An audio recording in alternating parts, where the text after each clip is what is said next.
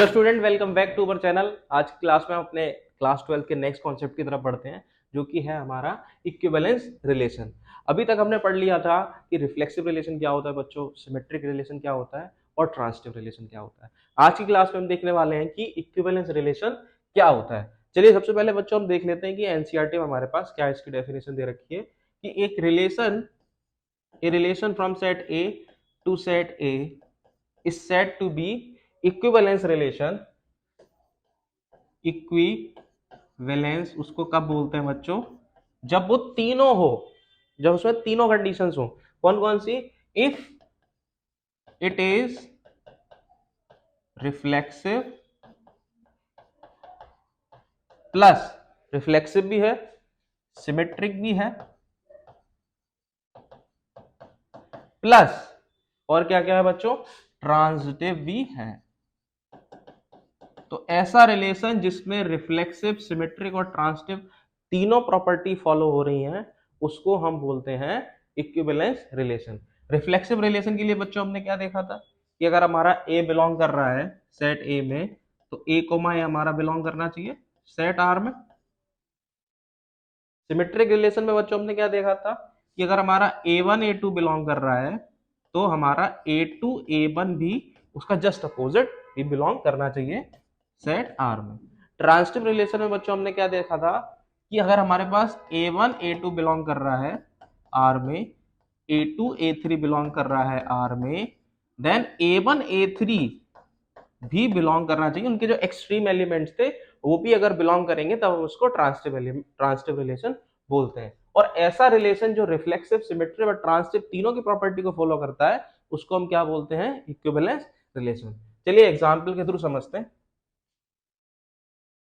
जैसे हमने एक वही अपना प्यारा सा छोटा सा एग्जांपल, सेट ए हमने ले लिया बच्चों 1 2 3, और यहां से हमने कोई रूल डिफाइन किया,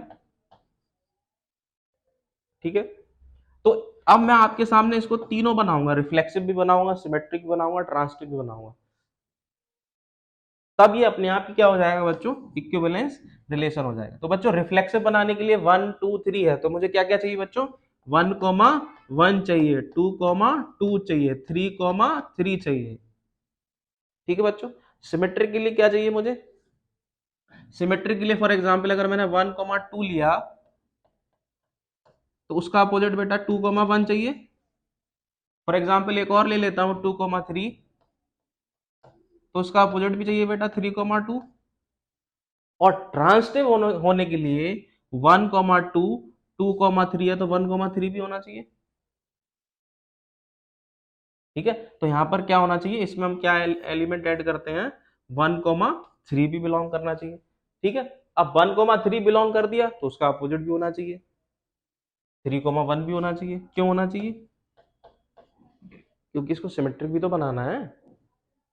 अच्छा, अब यहाँ पे देखिए 2 1 है, 3 2, और कोई आपके पास कनेक्टिंग एलिमेंट मिल रहा है? यहाँ पे 1 2 है, तो यहां से हमको समझ में आ गया इसका अपोजिट 2 3 दे रखा है। तो इस तरह के रिलेशन को हम क्या बोलेंगे? ट्रांजिटिव रिलेशन बोलेंगे। अब यहाँ पे आप चेक करके बताइए, क्या कोई ऐसा लिंक है इस वाले एलिमेंट से 3 2 से आगे आपको? अब यहाँ पर इन दोनों को अगर हम ऑब्जर्व करें बच्चों, तो 3 2 ऐसे भी होता है, ठीक है। 3 2 है और यहाँ पे 2 3 है, तो यहाँ पे 3 3 बिलोंग कर रहा है, हाँ 3 3 भी बिलोंग कर रहा है। तो इसका मतलब हम बोलेंगे इसको, ये ट्रांजिटिव भी है, तो ये रिफ्लेक्सिव भी है, सिमेट्रिक भी है और ट्रांजिटिव भी है। तो इसको हम क्या बोलेंगे? ये इक्विवेलेंस रिलेशन है। अब आपको एक एग्जांपल देता हूं, अब आप बताइए कि इसको ये इक्विवेलेंस रिलेशन है कि नहीं। आर मैंने दिया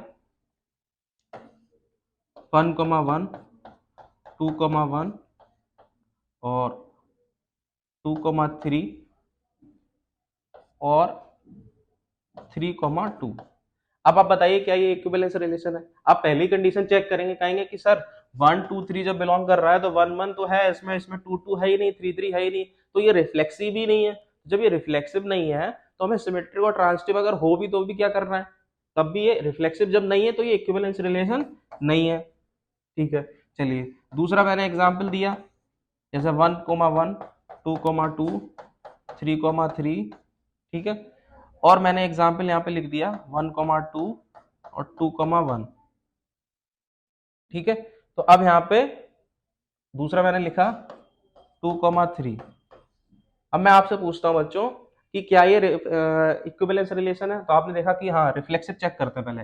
1,1 है, 2,2 है, 3,3 है, हाँ तीनों है। अब सिमेट्रिक चेक करेंगे, 1,2 है, 2,1 है, बिल्कुल है, सिमेट्रिक है। 2,3 है, 3,2 दे रखा है, 3,2 नहीं है, इसका मतलब ये क्या नहीं है? रिफ्लेक्सिव तो है लेकिन सिमेट्रिक नहीं है। तो सिमेट्रिक नहीं है तो इसको इक्विवेलेंस रिलेशन नहीं बोलेंगे। बात समझ में आ गई? दूसरा नेक्स्ट पॉइंट क्या देखे, एक और एग्जांपल लेते हैं।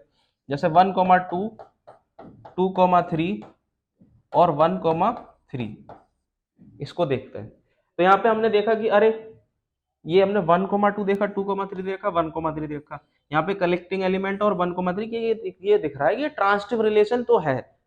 तो केवल ट्रांसिटिव रिलेशन होने से हमारा रिफ्लेक्स इक्विवेलेंस रिलेशन थोड़ी होता है। इक्विवेलेंस रिलेशन के लिए हमको क्या क्या चाहिए होता है? इक्विवेलेंस रिलेशन के लिए बच्चों हमको रिफ्लेक्सिव भी चाहिए, सिमेट्रिक भी चाहिए, ट्रांसिटिव भी चाहिए। तो यहाँ पर हमारे पास केवल क्या दे रखा है? केवल ट्रांसिटिव दे रखा है, हमारे पास रिफ्लेक्सिव तो है ही नहीं। तो हमें एक पॉइंट चाहिए, जो चीज नहीं है, अगर रिफ्लेक्सिव नहीं है तो भी इक्विवेलेंस नहीं, अगर सिमेट्रिक नहीं है तो भी इक्विवेलेंस नहीं, अगर ट्रांसिटिव नहीं है तो भी इक्विवेलेंस नहीं।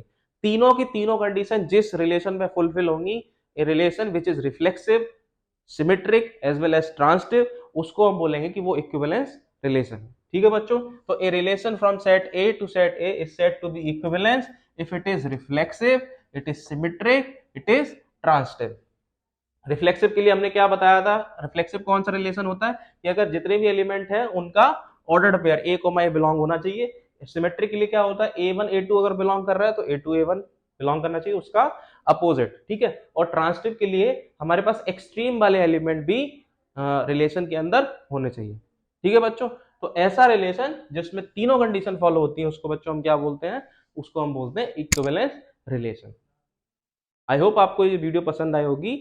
आज के लिए हम इतना ही रखते हैं। अगले कॉन्सेप्ट में जो हमारी अगली वीडियो उसमें हम पढ़ेंगे अपने फंक्शन के बारे में और टाइप ऑफ फंक्शन के बारे में पढ़ेंगे कि 1 1 फंक्शन क्या होता है, 1 2 फंक्शन क्या होता है। So thank you so much for watching. जय हिंद।